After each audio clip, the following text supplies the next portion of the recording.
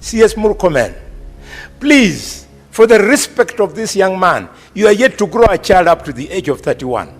Can you immediately resign? You are not fit to be in that docket. Please, I beg you, it is not personal.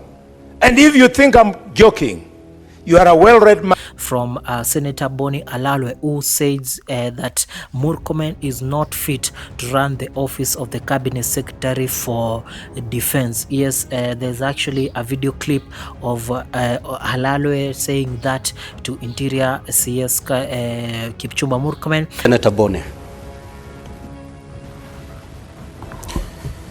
Mr. Speaker, my first one is to CS Murkomen. Mr. Speaker, patriots in this country fought against detention without trial, and CS Murkomen, I assure you, they are going to fight against extrajudicial killings, especially within police custody. The question is this, CS, the Deputy Inspector of Police, Mr. Eliud Lagat, went against the provisions of Chapter 6 of the Constitution, went against the provisions of the National Police Act, specifically Section 17, and in general, the Leadership and Integrity Act. You, as a member of the National Security Council, where you sit together with the IG, both of you are present here. Why have you found it difficult to advise the necessary authorities that Eliud Lagat be dismissed from service? My next question, Mr. Speaker, is to to the IG Kanja.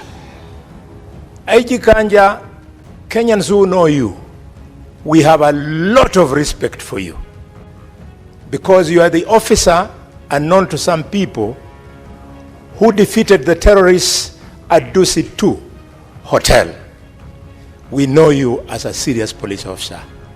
We've been wondering why these killings under you, and now that Lagat is the person we have found to be who he is, we can now very well see who has been undermining you.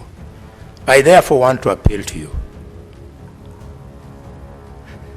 Tell this country, a spokesman by the name of Mushiri Nyaga, the police spokesman,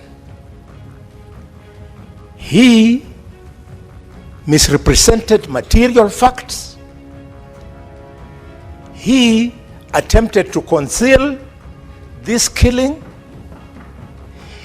He went and interfered with the circumstances of the crime by stating that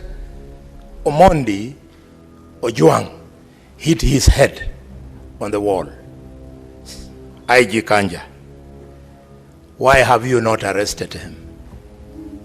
He has information which in his statement under arrest will help to point fingers at who gave him this deliberate statement so as to do what I have said above. Finally, Mr. Speaker, back to Kanja and/or Amin. IPOA has now told us the names of the officers from DCI who went to Migori to go and arrest Ojwang. Can you tell the country how it came to pass that Ojwang was moved all the way, Ojwang,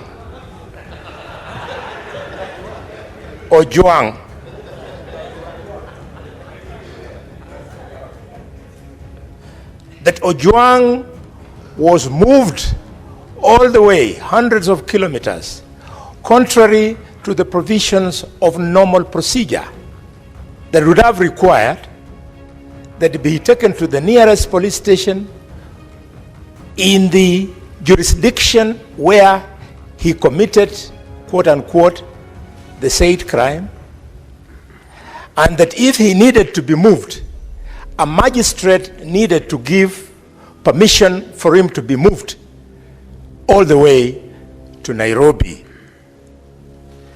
Could you, IG, tell us why you have found it difficult to arrest these officers?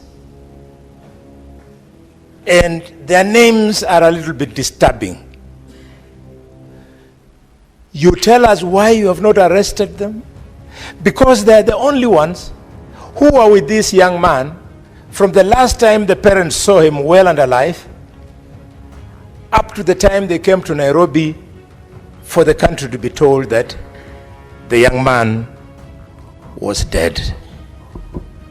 Finally, Mr. Speaker, I want to appeal to CS Murkomen.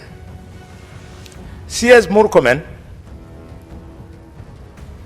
the National Security Council, where you sit,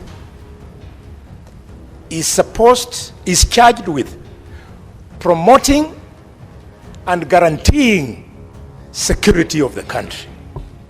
And you have the audacity to come and face the Parliament of Kenya and tell Kenyans that you don't see, you don't know. CS Murkomen, please, for the respect of this young man, you are yet to grow a child up to the age of 31. Can you immediately resign? You are not fit to be in that docket. Please, I beg you, it is not personal. And if you think I'm joking, you are a well-read man. You know that in 2011, in Tunisia, a street hawker by the name of Mohamed Bouazi was killed.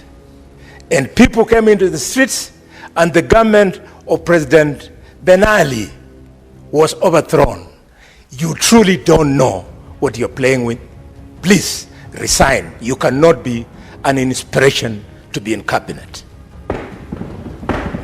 Senator Majayo. Mr. Speaker, I'd like to send my personal condolences to the family of Mr. Albert Ojwang, to his father, to his mother, to the wife, to the only child, Mr. Speaker, and the entire family, and to promise them that, Mr. Speaker, as a government official, I will cooperate, I will put effort within my ministry to ensure that justice is served to this family, and, Mr. Speaker, that those who were involved in this action, Mr. Speaker, will be punished severely so that it becomes an example that, Mr. Speaker, such an act should not happen within a police custody.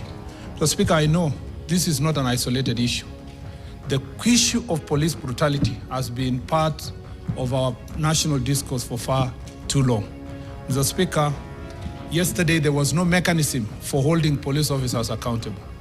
But, Mr. Speaker, a few years ago, with the enactment of the new constitution and the establishment of institutions of accountability, Mr. Speaker, we now have a mechanism of holding police officers into account.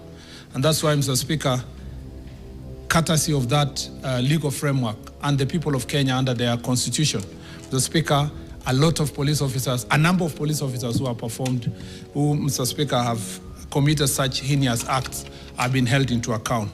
And, Mr. Speaker, we all remember that in 2013, there was the case, Mr. Speaker, of Mr. Martin Kome, who was killed in the same manner like Mr. Albert Ojwang. And, Mr. Speaker, he was brought, the suspect was brought to justice because of this accountability. We know that there is a process of accountability on the case of Baby Pendo. We also know, Mr. Speaker, that the murder of my friend Wakili Kimani in 2016, again, those who performed that act were brought to justice, Mr. Speaker. I want to promise the family of Mr. Albert Ojwang, the people of Kenya, and this august house, that, Mr. Speaker, every effort will be put, Mr. Speaker, every resource that is required, where the ministry is required to provide resources, Mr. Speaker, for these investigations, and any support the investigators will require, we will do our best to make sure that, Mr. Speaker, justice is served to this family.